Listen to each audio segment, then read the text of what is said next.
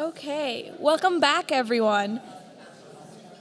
We hope that you enjoyed some lunch and had a few minutes to stretch your legs, explore the building for those of us in person, meet new people, maybe network a little. And it is with great pleasure that we welcome JP Gladu to our virtual stage to speak on the case of economic reconciliation, unlocking the hidden value of Indigenous prosperity. JP Gladu has been making the case that much of Canada's competitiveness will depend on unlocking of Indigenous assets, including the people, entrepreneurs, and thought leaders that are starting to make significant impact on the country's balance sheet. Finding innovative ways to unlock financial resources to capitalize Indigenous equity is becoming paramount, as are policy and regulations to improve our efficiency in infrastructure build-outs and the human capital required to meet the demands of project development and operations. JP will weave a story of the recent past that brings us to the present, exploring the current and future trends around getting the job done in Canada in a meaningful way with Canada's Aboriginal peoples. Welcome, JP. Thank you so much. Appreciate it. Am I coming in okay? You never know on these. Am I coming in okay? Yeah, thumbs up in the crowd. Thank you so much. All right, it's great to be here. I really apologize. I couldn't be there in person. We tried everything. The former president and CEO of the Canadian Council for Aboriginal Business, and the organization is celebrating its 40th year here in Toronto. So I am relegated to the hallways and the rooms of the Weston Bayshore here. Otherwise, I would absolutely be there with you. Let's see, I'm going to, I think I've got this right, share my screen. Let's see, yeah, looks like that is working. Why is that there? Okay, there we go. So again, thank you so much for carving out time for me in your agenda today. It is a sincere pleasure to connect with you. I am Anishinaabe from Northern Ontario, and if pictures can convey a lot about a person, I thought trying to, not describing who I am and what I'm passionate about, I thought I would just share with you some images of my life. In the top left corner there, you'll see my chancellor role back a number of years ago now. St. Paul's now United College. Both my grandmothers were Anishinaabe women. In the bottom left corner, there's 4 generations. That's my father, and he's taught me a lot of what I know about land-based activities. That's my daughter in the middle. I pass on a lot of my learnings down to my daughter. I am a forester by training, and my addiction is fishing, and that's where I live. That's the boat that I spend a lot of my time on in the summer. I actually take meetings from that boat with my Starlink that I have on it now. On Lake Nipigon, which is the biggest lake in Ontario, surrounded by the Ontario borders. So this is a little bit about me. I've had an incredibly blessed career that I'm very grateful, and I've had a lot of incredible people that have influenced my life. So jumping into the current state of affairs, just to kind of land you on what it is, or what's it like being Indigenous in this country. There's about 1.8 million of us, or about 5% of the population. Indigenous is the umbrella term for First Nations, Inuit, and Métis. I am First Nation. I am Anishinaabe. There's about 50,000 Indigenous businesses across Canada competing in all sorts of sectors. There's close to $49 billion of which our people are contributing to Canada's GDP.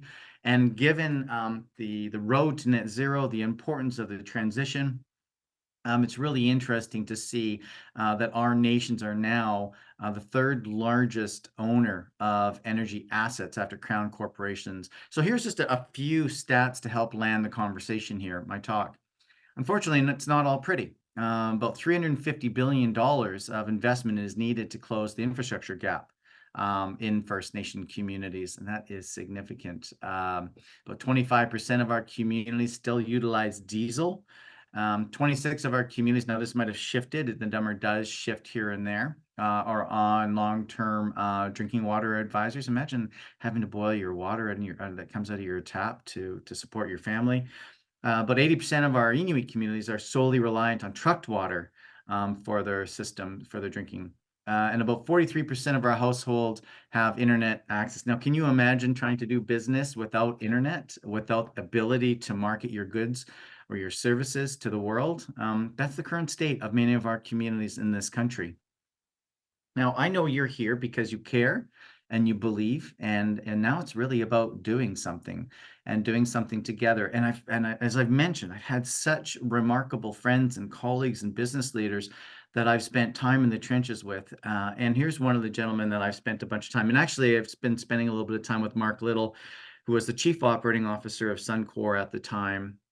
He was also the CEO of the Suncor. He's actually being honored here at the CCAB's 40th Gala tomorrow night for his contributions to the supply chain. Mark stood at the front of the room with me when I was at the helm of the CCAB to challenge corporations to do better when it came to the supply chains. At the time, Suncor was spending between $700 and $750 million a year on the Indigenous economy and its entrepreneurs, and the incredible impact. If you ever have an opportunity, I spend a bunch of time up in Fort McMurray, and I've spent time in Fort McKay First Nation, and you can see the socioeconomic impact that it has in the communities and what the communities are able to provide for their citizens as a result of not being dependent on government funding, but rather driving their own source revenue through their business activities. I can tell you, managing poverty is no fun. We need to be in a place of managing wealth. And interestingly, I was with my friend Chief Jim Boucher, who was the chief of that community for 30 years. And we had a conversation with the three of us yesterday on a panel at one of the law firms down here in Toronto.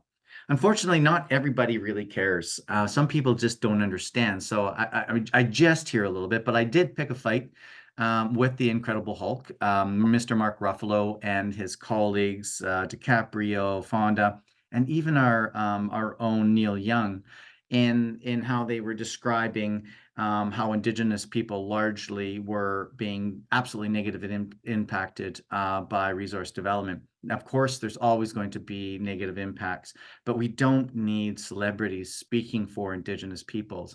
We have our own voice, and we have our own aspirations, and we're not a monolith. We have to also understand that communities have different backgrounds.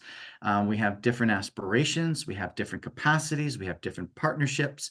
And that diversity of community can't be bottled into one, into a monolith. That's just not who we are. And you can see that across the 645-ish First Nations, the Inuit communities, and the Métis communities across this country. So the important part of this message here is when you get to know Indigenous people, you're getting to know us, come to us. Don't listen to folks that purport to speak for us. We have a lot of capacity now to speak for ourselves. Thank you very much, Mr. Ruffalo. Because what they don't understand is they're having significant impacts in our ability as communities to access capital by thwarting the investment in, quite frankly, Canada's family business, which I don't understand why we're ashamed. We do it incredibly well in the world, comparatively speaking, to a lot of other countries. And having Indigenous leadership and ownership and in the supply chains and oversight and regulatory, impeding our ability to access capital is going to have significant impacts in our communities. And I'll describe that situation in a little bit more detail in a few slides. Because when you actually step back and you start to understand who our communities are, you start to realize that we're not all opposed to the oil and gas development, as an example.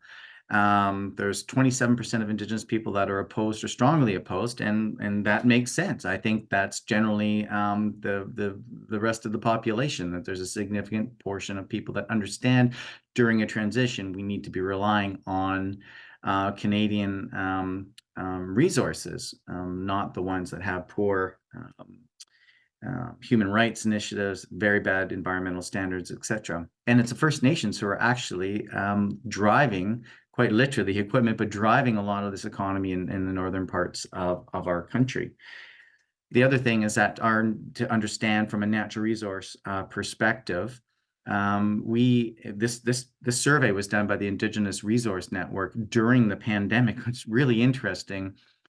During the pandemic, of course, you would think that healthcare would be the top of the list. But if this was done outside of the pandemic, I wonder if these numbers would have been a little bit different. But you can see how important resource development jobs are for our communities.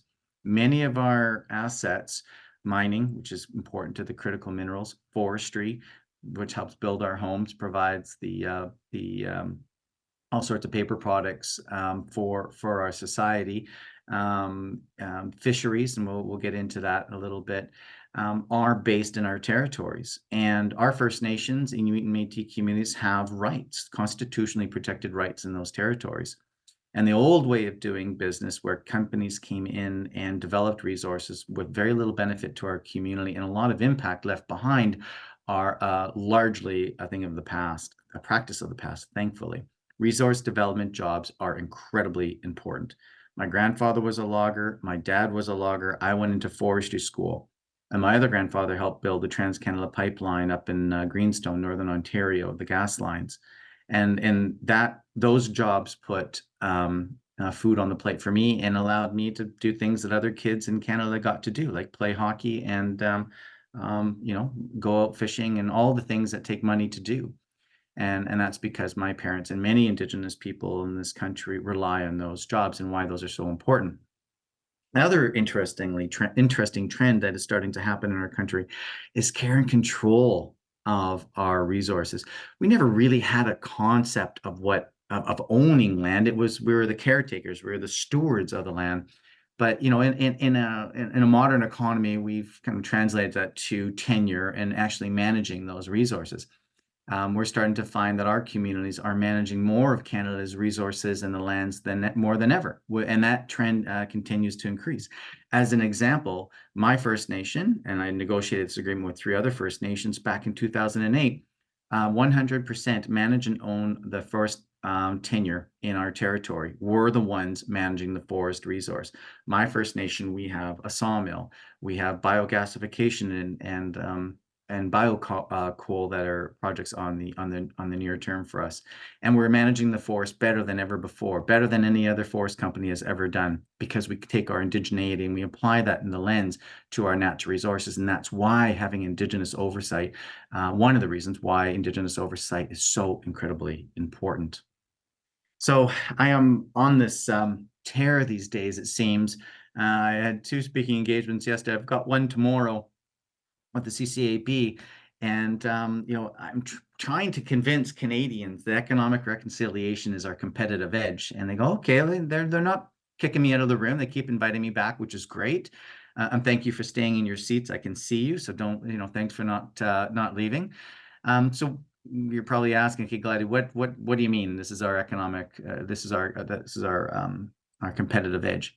Well, if we can find access to affordable capital pools, and I'm going to get into that in a little bit, if we can make sure that Indigenous people are co-leads or leads in Indigenous-led environmental assessment processes in this country, we cannot seem to attract foreign investment because our regulatory systems are so cumbersome, and then Indigenous people are brought in at the very end. Of course, we're going to say no to projects, but if we're brought in the front end to co-lead the environmental assessment and the regulatory processes, perhaps we'll be able to get through projects quicker. And we're seeing in all sectors where the workforce is starting to become a significant constraint for us accessing that talent.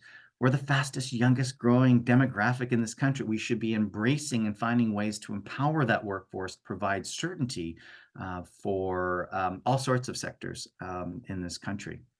So our country is in this conversation now. We're talking about energy, we're talking about access to capital, we're talking about procurement.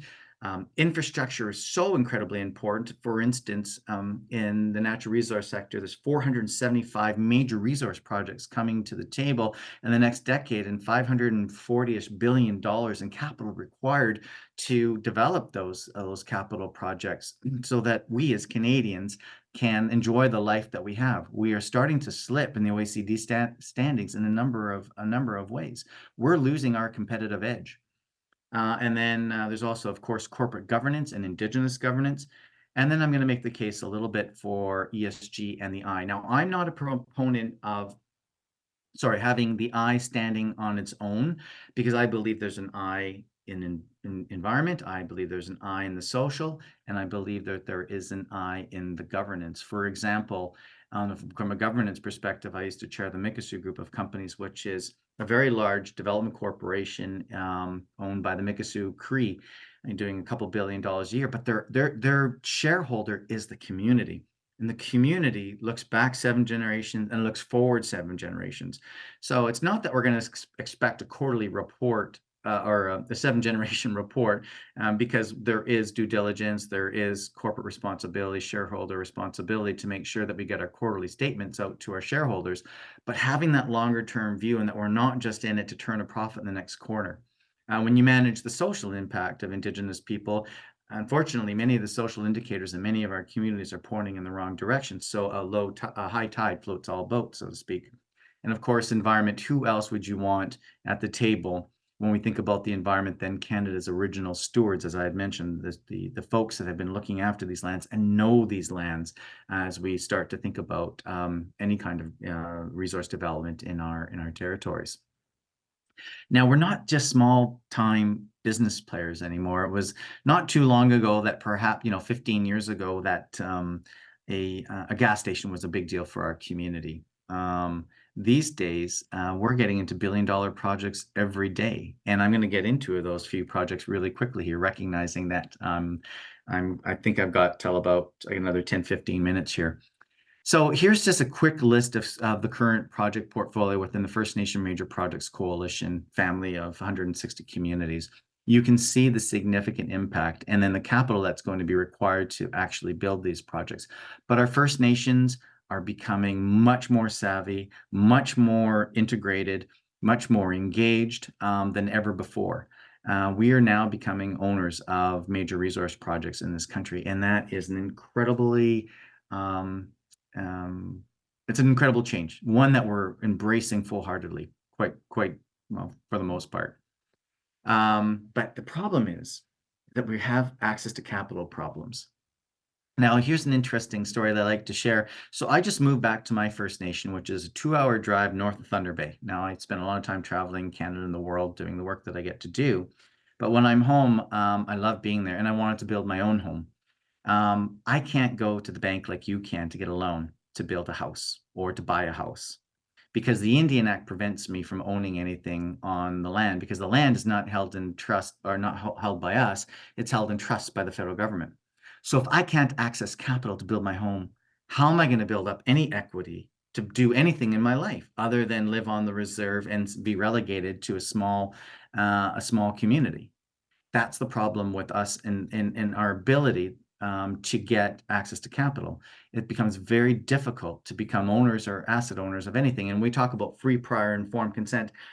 Probably the purest form of consent these days is having our equity buy-in in your projects. And that's what we keep telling Canada. So we've got to figure out a way to get access to capital. And the federal government just announced in this last budget a $5 billion loan guarantee program, which is welcomed.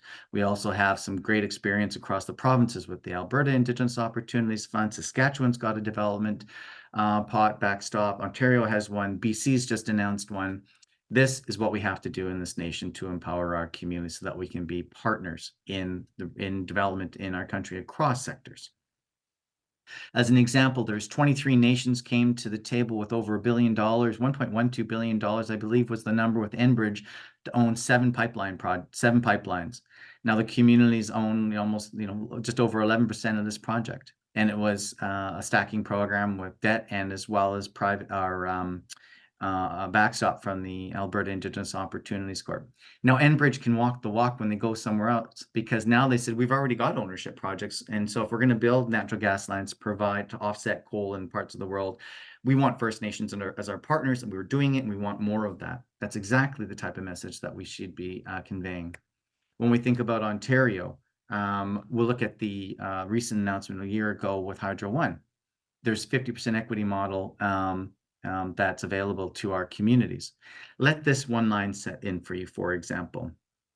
The road to net zero runs through Indigenous lands. The road to net zero runs through our territories.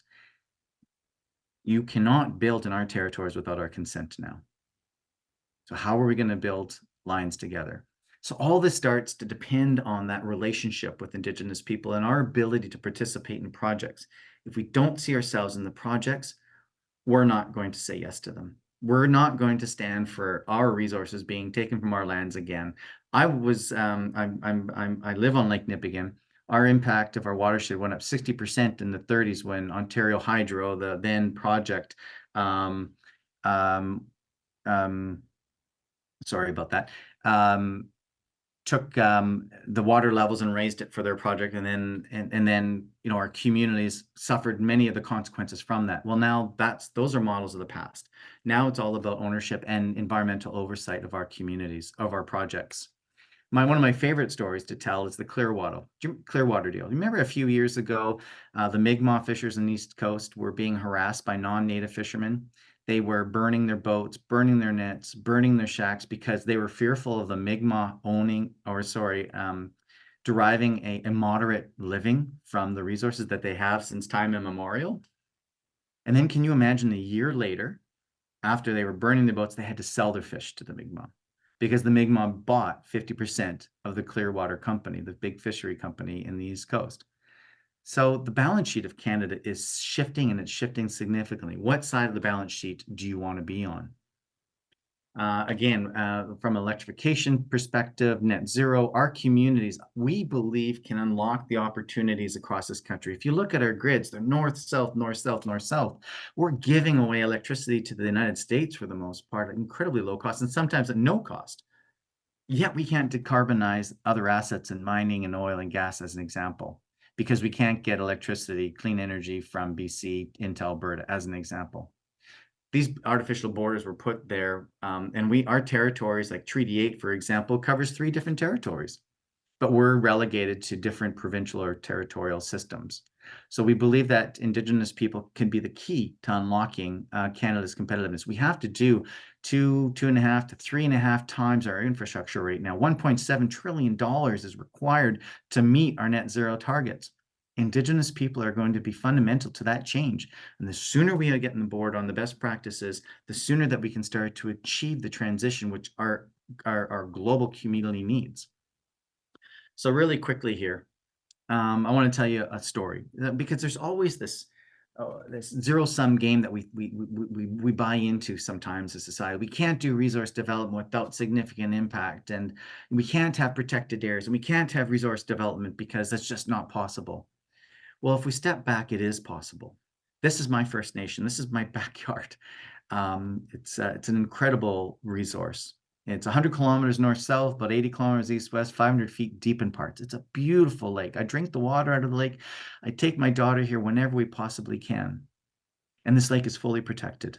You can't develop on this lake. It's massive. There are 3 First Nations on it. There's 1 municipal park and a few grandfathered in cottage areas, camp areas. We call them camps in Northern Ontario.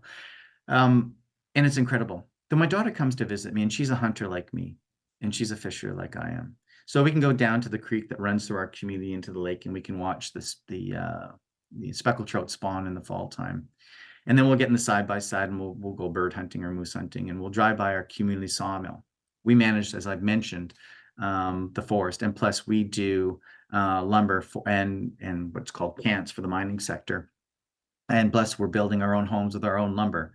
Talk about self-determination. We manage that resource.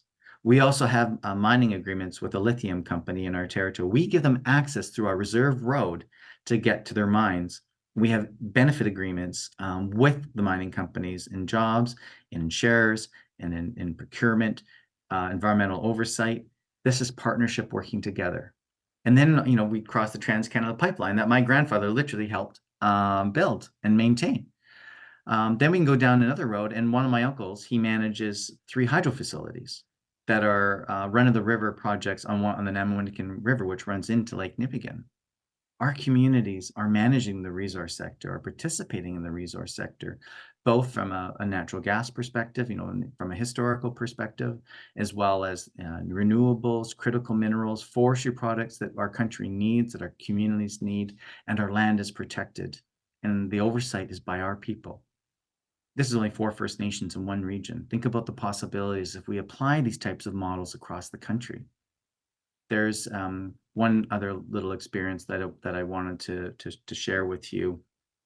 When I was in college, in the Forest Tech program in Sault Ste. Marie, Sioux College. We were doing this forestry class, and we're all on a road, and we're looking at this tree. And I still remember this tree. It was a yellow birch. And our tech, he said to all of us, "What do you think that tree is? Is it a 1, 2, or 3? And 1 mean like lots of lumber, really high value. Number 2, some lumber, some kind of pulpwood. And number 3 is mostly pulpwood." And we all started yelling out number 1s, number 2s. And we all thought that we were probably on here. And the tech said, "No, none of you are correct." And we're like, "What do you mean? There's no major splits." He goes, "None of you took the time to get up off this road and walk around that tree, to look on the other side of that tree. There could be a big split down there. It could be all rotten wood in the middle. You don't know. You haven't taken the time to explore what that tree is." And it's the same thing in our Indigenous community. You have to take the time to explore our community. Get out to our communities if you can. Thank you for inviting me as an example to share. I'm one voice. There are many voices in the Indigenous community. Get to know these voices. They may agree or disagree with me, but that's okay. That's the richness of people. Get to know our communities, participate in community events, volunteer your time, support our events, support our organizations. Get to know us. Because once you do that, you start to realize that we don't have to necessarily be in conflict, and we can disagree respectively. But it's really about the inspiration of us coming together and sharing our lived experiences for something better. Because I know you all care, and I believe you all believe. Now it's time to do. So I want to thank you all so much for having me today. I think I'm right on time. I'm going to head on down to the CCAB's rest of the 40th celebrations. Please take the time if you wanted to reach out to me on LinkedIn or wherever. I'm always happy to connect with people, and I'm sorry we don't have time to get into any questions and those types of conversations, but I do enjoy those. So thank you again for having me. Have a fantastic rest of your day, and I wish I could be there in person. Thank you. Miigwech.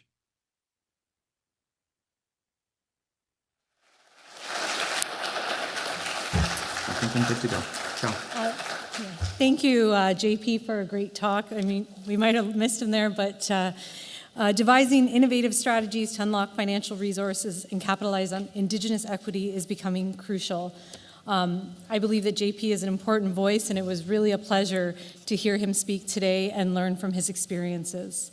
Indeed, having Canada's original stewards of the land as key partners as we build out critical decarbonization infrastructure is critical. As he said, the road to net zero runs through their lands. So thank you again to JP for sharing insights, and congratulations on 40 years of impact from CCAB. Cheers on many more to come.